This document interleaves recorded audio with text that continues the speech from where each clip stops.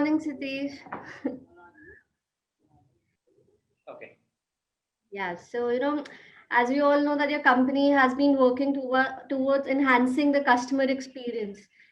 So I just want to know more about Intentico and all about your journey, like from the very moment you got the idea of starting of doing something on your own and till now, like since you have achieved Okay. something now.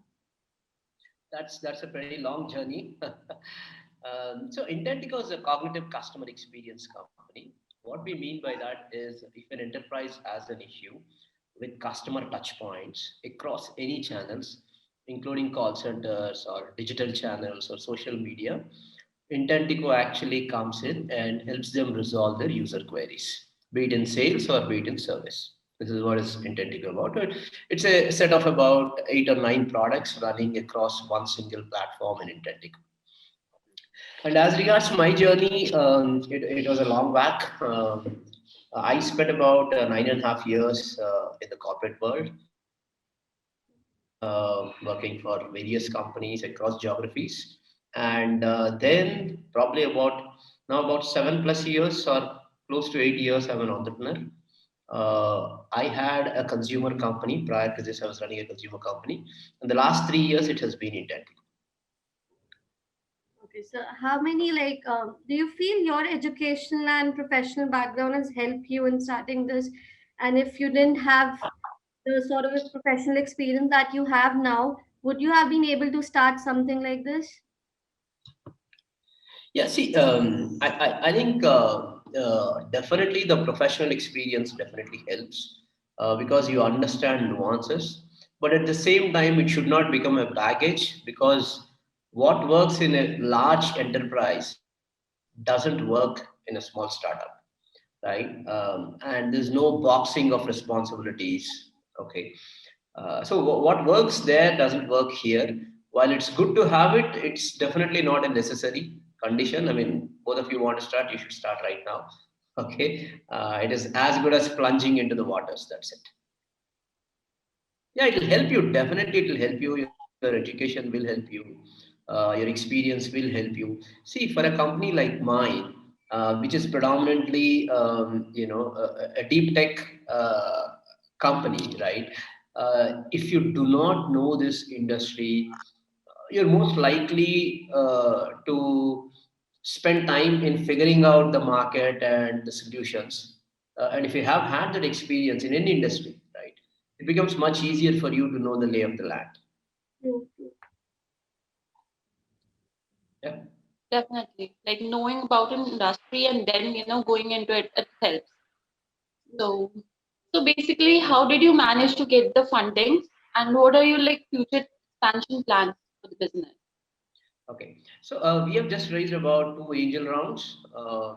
Again, predominantly based on they personally knowing me, or they would have put in money in my earlier venture, or most of them are known. For the second round, we got a lot of professional CXOs and angel investors of a very large startup or a large enterprise who have put in based on the idea and the traction they have seen. So that's the 2 rounds, pretty small rounds, both of them are.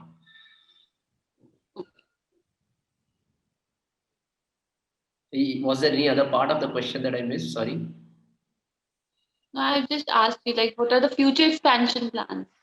Okay. So see, we have a very strong pipeline of customers. So what we plan to do is to make sure that we actually deliver what is in our hand and ensure that we do a great job of that. And then, of course, the next 6 months, we are looking at expanding into different geographies, preferably in two verticals that we are pretty strong at.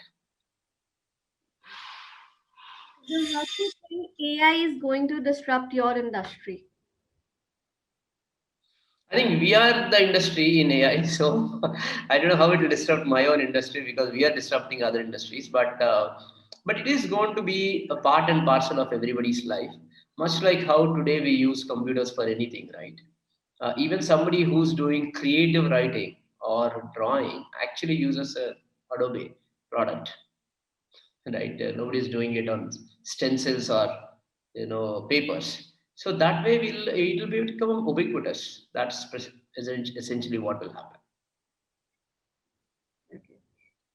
So, like the main purpose of asking this question was, as and when technology, gets updated, how do you feel you are going to cope with it? I think all of us have no option other than to keep learning.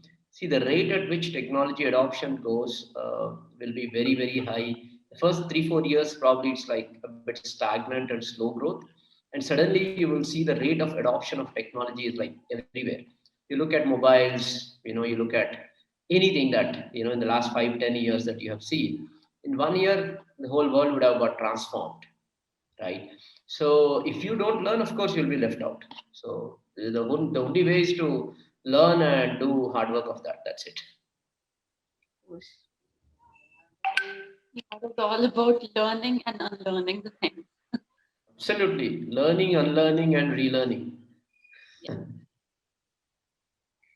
You're So, done with so many things. So how do you actually manage your personal and professional life simultaneously? I think most entrepreneurs intertwine both of them, much like me. So you don't really distinguish between a personal or a professional life. You feel that it's one and the same because you keep doing it. So I don't know if I want to take a break, I'll take a break, and if I don't want to, I'll keep going at it. Yeah, but it's a hard life, definitely. Any entrepreneur's life is hard at every stage. So, and but that's the choice that tribes like this make. so what do you feel is the scope of AI in a country like where we have abundant human resources? So, what is the scope basically? I think it is great because see, in a country like India, we are blessed with natural talent. We are blessed with hardworking people and very smart people. So, with that, it is very easy for us to actually ride the AI wave. Much like how, if you look at it, right, 1999, 96 to 2000, let us say, or 2001, it was the Y2K wave, and Indian programmers were everywhere, right? If you look at the next set, it was the dot com before the 2008. It was a dot com bubble, and we were there everywhere, serving the world. So if you look at the last 20 25 years, the entire IT industry is more or less getting consolidated. Outsourcing is still there, but beyond outsourcing, if you look at it, people in India have started using systems, have started using their own processes. They got onto systems, right? So same way, I feel that there are two opportunities for India. One is the easiest one is obviously you become the AI exporter to the world. Okay, it could be computer vision, it could be NLP, it could be whatever, right? So that is one part. The second part could be that our own domestic industry grows so well that the usage, for instance, English works across most of the landscape, but at the same time you have a phenomenal amount of population that needs regional languages, right? So AI in regional languages is going to become big, right? So there is a huge opportunity even in the domestic sector, as much as what we see in the international space. So I think it's going to be a great time for Indian AI folks, like Indian AI. You never know. You might be having like NASCOM has right now. An AI body or something, but eventually it will become so big that there is a governance that is coming out of all these industry bodies for AI. That's how big it's going to grow. And like, don't you think like it might lead to loss of jobs? The automation sector coming in and Definitely. robotics taking place. See, history tells us that for every one job that we lost, we created six. Right from the industrial era evolution to automation era. So similarly, I think we are going to see a pattern where we are essentially going to create more jobs because of AI, because it's going to get further and further fine tuned.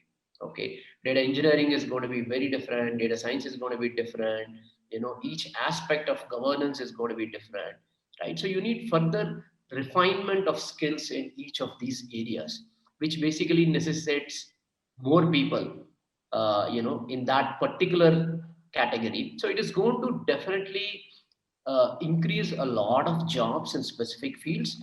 But at the same time, like how we have seen typists who used to have typewriters or stenographers gone, right? Similarly, all the skills are going to be redundant. Some skills are going to be redundant, which are manual intensive, and that I think is the threat that if people don't learn and move on, then yeah, of course, they would be knocked out. Unfortunately, they need to just reskill, and then they have an opportunity. Definitely, a new set of jobs gets created. Net off, I think it's more jobs getting created. Yes. So you have this vision of, achieving 90% of customer satisfaction within 60 seconds, if I'm not wrong. So like, Absolutely. come up with it. Yeah, so when we started this company, it was like, I had this experience from 2008. I worked in, this industry, data sciences and technology for customer experience. And when I look back in 2018 era, it was like, literally nothing has changed other than moving to a cloud. And what I realized is that, hey, people are going in loops with bots. You talk with a bot, and you're not resolving the issue. Let us say you type it in Twitter, and all you get of a response is that, "Thank you, we acknowledge. Someone will get in touch with you." Right? That's not the answer you're expecting. Right? If you go and do on the call center right after the Twitter, do they even recognize you and your problem? No, right? You still hear you are the most important customer, and you're at queue number 19. I'm like, seriously? You're the most important customer, and then you're in queue. And then the resolution takes ages. You won't get to a call center. In fact, most of the companies now are like, they're just layering and layering human resources behind that you can't really reach. Now tell me, when was the last time somebody wants to talk and chat freely with a call center or a chat center agent? You don't want to. Nobody has the time. You want to do it only if you have a real problem, right? So considering all this, what we came up with that is, hey, the attention span of somebody is about 30 seconds if it is, an inbound call to me. And if I have my own problem, it's probably about, a minute. And what if I can resolve the issue? Resolve being the keyword of the user, rather than, passing the buck to the next channel or saying that, hey, here is an SR number. What are you going to do with a 13 digit or a 16 digit SR number? And the worst part, that you have to actually repeat the same SR number the next time you call. I mean, why? Right? So all of these things is what we want to resolve with one single Intentico platform, which essentially will resolve customer queries or interactions then and there in less than 60 seconds. We are still far away from the journey, Aishani, because we are still not there yet. But today, if you ask me, a 15-minute conversation is almost getting down to a 3-minute conversation with us for our clients. So we are on the path, but we have not reached the stage. You know, it's still a vision, let's say. Hopefully you will like be able to achieve it in the coming years soon. What's your take on, conversational on the scope of conversational like AI in the coming years? See, I think if you look at AI in general, I believe that voice, tactile, and vision are going to be important. Computer vision is going to be like attendance management, or so many issues that we have seen, right? KYC, right? And a lot of use cases are there for vision. Of course, driverless cars being quoted the most, right, on CV. If you look at NLP, and tactile is yet to pick up as much as what, because the use cases are also quite difficult to do. But I think NLP is voice, which is essentially a very natural form of conversation for all of us human beings, is going to become more and more. Speech bots and a speech as a medium, or speech with gestures, or speech with vision, the combination of that is going to be immediate. So we are talking about, like, in the next year you probably will see takeoff. It's already there, right? Even we do that, but large scale implementations you'll be seeing it in the next 1 year, and probably in the next 2 to 3 years, I think it will be more or less like you really don't need to talk to anybody unless it's an escalation, or unless it's really big. That's how it's going to be. So conversational AI is going to be like the first line of defense for every enterprise and every small company and mid market companies. Yeah.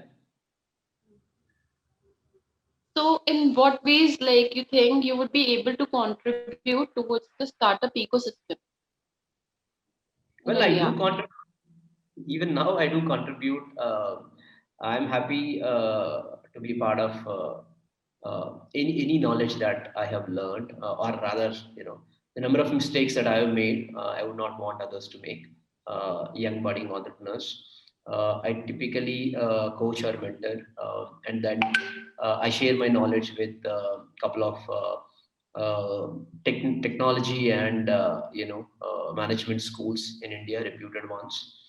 I also participate in panels where they invite me and share my knowledge, right? And I'm very, very happy to help anyone who approaches me. So that's pretty much what I can do as of now. So, how do you feel like PSN is playing a role in developing this? See, what I see is every startup entrepreneur, right, whether first time one or the second one, right, everybody has unique challenges based on their journey, based on their expertise, based on their experience, right? So if you look at PSN, I would prefer that this segment, they rather bucket it. A first time entrepreneur, probably a college student, or probably a young one who's just starting up, needs very different skill sets and different attitude and different coaching styles as compared to someone who's a veteran, as compared to somebody who's been successful multiple times or once at least, right? And each of them have their own challenges at different stages. So if PSN can ensure that it is bucketed very well, and see, because no advice is really useful for somebody who's not seeking that, right? Advice is only useful when you're seeking that. So if you have that aspect of, okay, let's assume that this is for first time founders, young ones who do not know about compliance and 100 other things that you need to take care. It's a very different journey, and you can help in that aspect of it. Have coaches, have mentors, have the network very strong with that. Somebody who's been a serial entrepreneur, yet maybe successful, partially successful, maybe a failure. I don't know. I mean, how they classify themselves as, we don't know, right? There's nothing called as a failure because you keep learning a lot. So for them, it could be very, very different set of things. So one trick ponies do not work in my mind, and you need to segment. You need to cater to the finer aspects of what they see. And yeah, it would still be a segment. It cannot be really individualistic, right? But B2B is very different. B2C is very different. Industries are very different, right? What works in a BFSI industry is very, very different from what works in a telco or a automotive industry, right? So if you can segment all of this and make a capsules of learning or mentoring based on that, I think it will be extremely helpful for the startup community as a whole. That's my feeling. I don't know. So, like, could you Very talk thoughtful. the concept Yeah, of sorry. success-free pricing and high returns? Yeah. So what we do is that we believe in ourselves, in our technology, in our resolutions, the so-called resolutions that we see. So our point is that, hey, if we are good enough, we should punt it on that. And we say that if you're an enterprise, we say that, hey, you don't have to be committed to us. You don't have to do anything. Ensure that what we say or what we consult and deploy is being in place, and they can pay based on the interaction success with their customers. Okay, and success is defined in a lot of finer terms based on the process. So they Right. don't really have to spend large amounts of money, and they don't even have to trust us with money. They pay only when they see results. That's how we have been, hopefully successful. That's a great concept. So, like, this is just a general question. What do you believe in? Like, what do you believe in more? Leader, being a leader or being a follower? I don't know really because there are a lot of concepts, a lot of servant leadership and leadership styles and all that. I think what works for one at one stage of life with one's experience in an XYZ company doesn't work exactly the same way in PQR company. Okay, so do I believe? I don't know. At this point of the time, I may exhibit one style of leadership. Probably 4 hours down the road, if I'm doing a project management, I'm probably a manager. So you wear different hats. It's like horses for the courses, right? So that's how you have to do it. And I don't think one single thing will work. I don't know. Maybe eventually you will develop one style or one model of leadership. It could be whichever leadership style, because you have been doing it. But I mean, at this moment, this is what I think. Yeah. So how are you coping with the tough times that the economy is going through due to COVID-19? Um, yeah, it is tough. I mean, it's tough for all of us, right? I'm happy at least we are doing this over a Zoom call. The world has learned how to survive without meeting, confined to physical spaces. So it's a part of learning. It's a part of, adaptability, I would say. In terms of business, I think a lot of decision making has slowed down, but slowly it is picking up. People have accepted the fact that this is how it's going to be, and if this is the best case scenario, what can I do? So that's how we are also thinking. Hey, this is the best case scenario, right? And how do we need to get our clients? How do we need to deliver? How do we need to make sure that customers are happy within 60 seconds? Businesses have finally found out all the alternatives. Yeah, yeah, you have no option, right? You just have to go with the flow. So what sets you apart from others who are doing the same similar kind of a business? I think there is a bit of good competition for us. People who have raised lots of money, and of course, each of them is good in their own terms. I think what sets us apart is the market that we are after is very different. We only do enterprise customer interaction automation. Uh, we typically go after segments which have complex customer interaction processes. We are more tuned on the speech side than on the text or chat side. And the way we work, like we have a model of consult, you know product, deploy, optimize strategy. That is very different. The way that we implement AI is very very different. Okay, and of course we put our neck on the line for our clients. So that's the single biggest factor for anything. I think, yeah, while others may also be doing similar things or something, I think this is what sets us apart: the passion, the knowledge. Not to mention that most of us have seen this industry from 2008 onwards, so we understand this pretty well. This space, domain expertise exists in terms of data science, in terms of technology, in terms of large operations units. How do you automate, right? You just can't switch on and switch off and say everything is good. It's not going to happen like that, right? So all of these things combined is going to give us that edge, is what we believe in. Again, at a product level, at a feature level, at a segment level, at a market level, we differ from a lot of people. But that would be too much for me to take right now. Okay, so I think that brings us to the end of our discussion. But before you leave, is like you any piece of advice or any suggestion that you would like to give out to the people out there, who are about to start something on their own or are a bit apprehensive about it. So, what would you like? Okay. So my advice is very simple. While entrepreneurship is always, there will be like, there are always fascinating stories about how they beat all the odds. But always remember that it's probably 1% that succeeds. And so, on a random given day, you're always a failure in the eyes of whatever failure or success means, right? So, unless until you really want to do it, there is no point in coming up to starting a company. It's not a get rich quick scheme. Unfortunately, in fact, it is get poor scheme faster.